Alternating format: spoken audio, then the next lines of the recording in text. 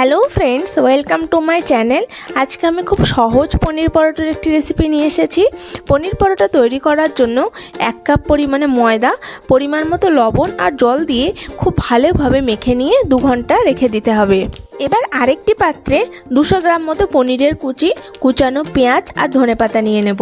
আর এতে দিয়ে দেব গোলমরিচের গুঁড়ো, চিলি ফ্লেক্স, গোটা জিরে আর আমচুর পাউডার।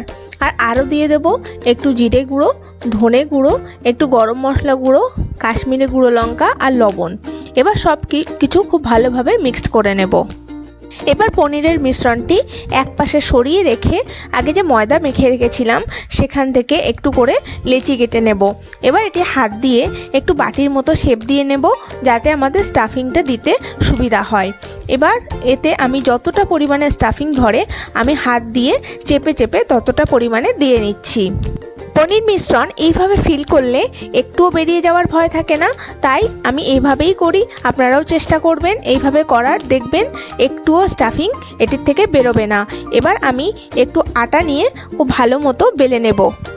আর সবগুলো পরোটা বেলা হয়ে গেলে এবার আমি একটা একটা করে সেঁকে নেব।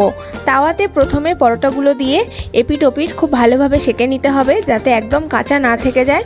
এরপরে একটু সেঁকা হয়ে গেলে তেল দিয়ে এবার ভালো মতো ভেজে নেব।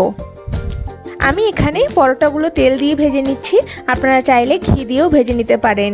এই প্রসেসে কিন্তু পনির পরোটা তৈরি করলে একদমই ফেটে যাবে না বা স্টাফিংগুলো বেরিয়ে যাবে না। আশা করছি আজকের এই পরোটা রেসিপি আপনাদের ভালো লেগেছে। ভালো লাগলে লাইক, শেয়ার এবং সাবস্ক্রাইব করবেন।